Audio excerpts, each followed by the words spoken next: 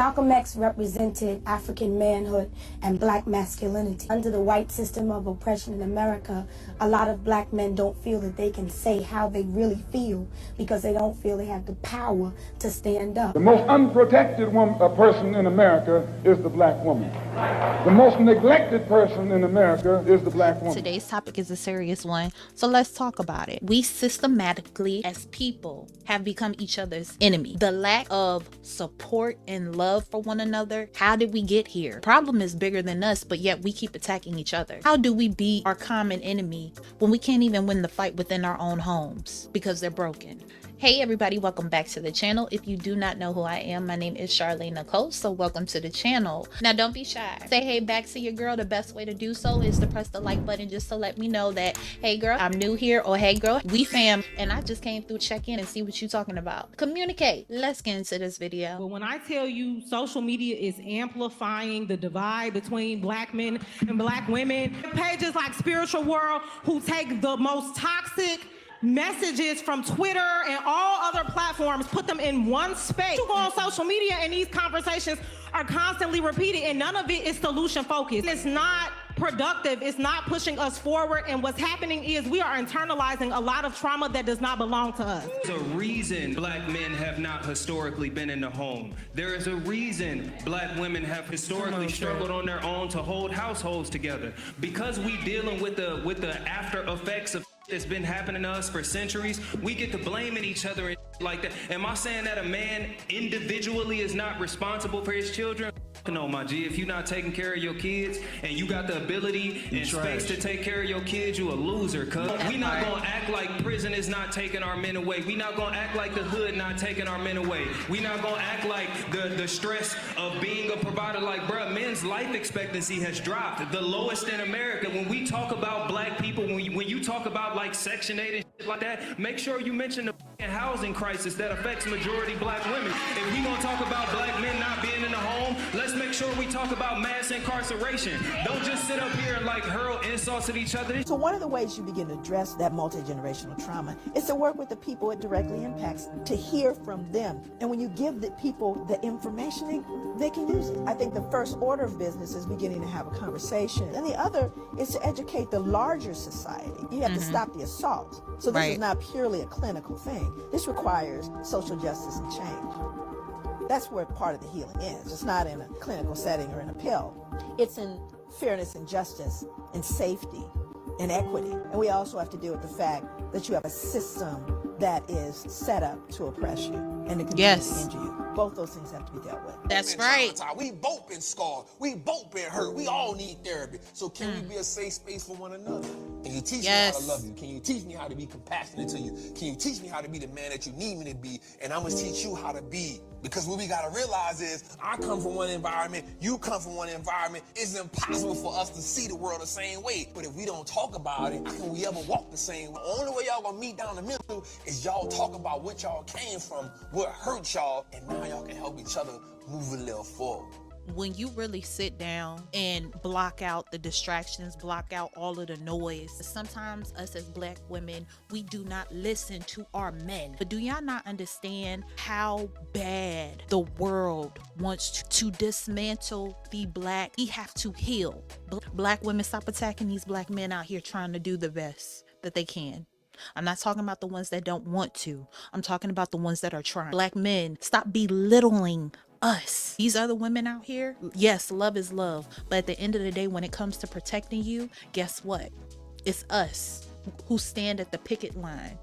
I've been reading the Akashic Records for a little over a year now. I've read close to 100 to 150 people's Akashic Records, with a majority of my clients being black folks. And I can safely say that there hasn't been a single time that I've gone into a black person's Akashic Records without seeing the atrocities of whiteness and colonialism. Those spirits show me firsthand accounts of the violence and the terror, the sacrifices that had to be made in order for our bloodline to continue.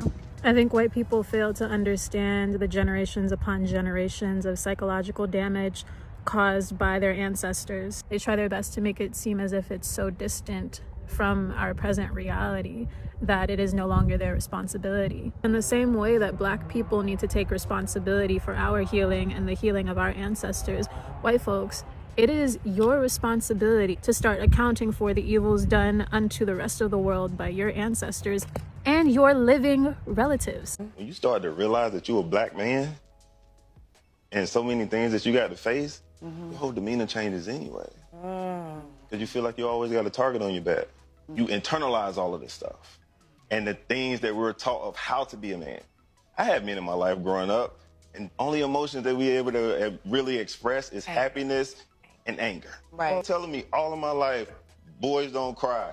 You don't have any emotions. Only thing you can show is anger and happiness. That's the only thing I can put out. I'm not giving the words. Right. I don't have the tools to be able to effectively communicate how I feel. Ooh. I wish that people in general, but especially black men, understood that a lot of the times our anxiety as black women shows up as irritation or aggression, but we are not necessarily angry. You know, you hear about white women tears, but when a black woman cries, she's looking for sympathy. When a black woman is irritated or has an anxiety or is overwhelmed or is overstimulated, she's with an attitude. When a black woman needs help, she doesn't get help. And we need to depend on the same men that say that we're not desirable. So I just wish we, as a culture, dived more into the mental health. It's frustrating and it's hurtful to know that black men, every opportunity you see on different platforms, you see black men taking that opportunity to remind us how undesirable we are and how masculine we are, instead of understanding why is that, what is contributing to that, how can we reverse this. You know what I'm saying? How can we help black women? When the people around you don't celebrate you properly, you make me feel like I'm only good as what I can provide. And I bet not do this and bet not do this, or I'm already getting beat up by the world. I'm already looking at social media, comparing my life to other people's highlight reels, and then to go home and still not be in peace. Being a black woman feels impossible in today's day and age, I swear to you. I had an incident, you could call it yesterday, or a meeting, where I became sad, I became frustrated. And the second that tears started falling down my eyes, I was told that I don't know how to have a productive conversation, and that we need to have this conversation when I'm not angry. And what makes me angry about that and upset about that is the fact that as soon as black women have a certain cadence in their voice, the conversation isn't productive anymore. You're angry, you don't know how to have a conversation. But yet, if a person went into that conversation upset and crying, they would be consolidated and not demeaned for feeling the way they felt. As a black man, I can say we got some work to do. Not even how we show up for community, how we show up for self. I think a lot of what we limit in self informs how we show up for community. A lot of what we're taught is to suppress the feelings until we get to a certain point in life. Like we actually have to achieve a certain amount of success before we can feel feelings, before we can actually live. And it's unfortunate that it's that way, but a lot of us are just taught that, you know what I'm saying? Like I'll get it together after such and such. And so while we do have a lot of work to do to unlearn, the conversations are happening. They're ugly right now because they're new. And I think that's what a lot of people don't like. I think that's what a lot of people outside of us don't approve of, is that the conversations are ugly, bro, because we don't necessarily have the tools or the language to say what's really wrong. It is said that you get your nurturing from your mother, but you get your confidence and your sense of who you are from your dad. Number 2 is setting boundaries. When you didn't have a male figure there to protect you when you were young, you assume that you're not worthy of being protected or kept safe or kept happy. So then you don't set boundaries and keep yourself safe and happy. The other thing is that you seek either validation from men or to have men react to you in some way, whether that's lust or jealousy or anger or acknowledging you. You feel this craving of needing a man to react. Not being good enough comes from a father wound. Men out here are struggling. They're struggling big time with knowing who they are, trying to become who they need to be as a husband, putting too much pressure on themselves, and they don't know how to ask for help. They don't know how to ask their wives or the people in their lives that really need to be there for them, you know. How do I be something that I don't know how to be? Because they're too busy trying to be men, and they're already men. And the world doesn't do any justice when it comes to telling men how they should act. I don't think people really understand how hard the struggle is. That's your woman. And then the men that are giving those good examples are drowned out by all the Woo! Some of y'all women gonna get mad at me today, so if you can't take constructive criticism, baby, keep on scrolling. Many of you women are not really what you think you're cracked up to be. Like, some of y'all are really not great people to be in relationships with. First things first, quit coming into relationships trying to make a man secure your insecurities. That's your job. If you lack confidence, if you have low self-esteem, if there's still trauma that you're operating in, baby, that's for you to handle, not him. Being independent is okay, but why do you have to be so independent that you're unreceptive? Men love to be needed. If you're so independent that you won't even allow him to help, what is he there for? Before a man gets into a relationship, he should forgive his mama. He should forgive his grandma, his auntie, his sisters, and also any woman that he's ever been with and had a negative experience with, or anybody that let him down or hurt him or, you know, mistreated him, etc., etc. The reason why that's important, because as a man, you know, when we don't forgive and we don't deal with our past, we go from relationship to relationship and we project the hurt that we've experienced in our own lives onto another woman. Break generational curses. Quit yelling at your kids before they go to bed and expect them to sleep well. Quit yelling at your kids in the morning right after they wake up before school and expect them to have a good day. You set the tone for your children. You set the tone for your voice that they will always remember in their heads. You become the inner voice. Don't be the inner critic. Speak life, speak love, speak bravery, kindness and hope. Speak wisdom and truth. Most of all, listen to your children. I never had none of that. I get that to mine, and that's my number one priority. I follow that. That's how I break it. And, you know, so when I do it, I live it, you know? That narrative shit, that's what they never wanted to pick up. Give me a second, bro. Black men are the white people of black people. We are the entitled, largely uneducated, flamboyantly problematic group that offers that everyone else is the problem but us. We think that we should be the leaders of the black community without actually taking responsibility for negative things that happen within the black community. We offer that it is everyone else's fault that things don't work but ours. It's society not respecting the black man. It's the black woman not respecting the black man. It's the feminization of the black man. It's the masculinization of the black woman. It is the black woman choosing the wrong black man. It's the LGBTQ plus community trying to indoctrinate the black man. Everybody else's fault but ours. And if anyone steps outside the pocket to remind us in any way, shape, or form that we might be able to do better, then they're bashing black men. And don't get me wrong, things are hard for us as black men, but that doesn't give us the right to pretend like things aren't hard for other people. Like, we don't make things hard for other people. That's what white people do.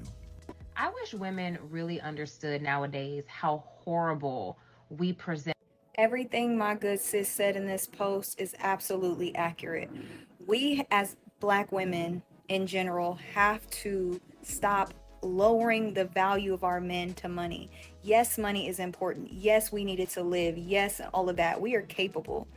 But if all they see is a whole bunch of women online all the time talking about their money and not talking about the value they provide, not talking about how we can lift each other up, how we can be a support system.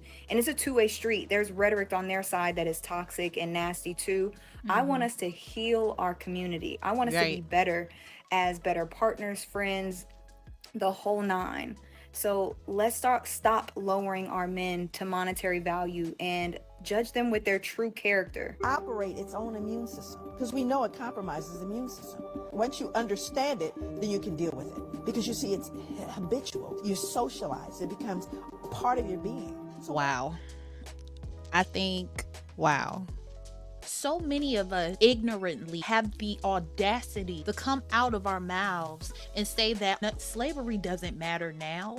It absolutely does. It's the legacy of slavery and segregation that has lingered its impact on our community alone. Do y'all not get that? We have police brutality that we still deal with. We have microaggressions that we deal with, that black men and black women deal with. We have economic disparities that we deal with. We deal with colorism. We deal with mental health. And the list goes on. We going out bad every day. Yeah, we keep pointing fingers at each other. Well, y'all, that is the end of today's video. Y'all, I just wanted to create a video where we could start the conversation and we could start looking for resolve versus pointing the finger. So I hope you guys enjoyed the video. Make sure you let me know that you made it to the end by pressing the like button if you haven't already. Make sure you share this video. Let's keep the conversation going in the comments. Let me know your thoughts on today's video. Do you think we'll ever overcome this? Let's start the conversation down below. I appreciate you guys for coming through and checking in with your girl, and I will catch you guys in the next video. Oh, and make sure if you're not subscribed, go ahead and join the fam. I will catch you guys later. I like to call it a class.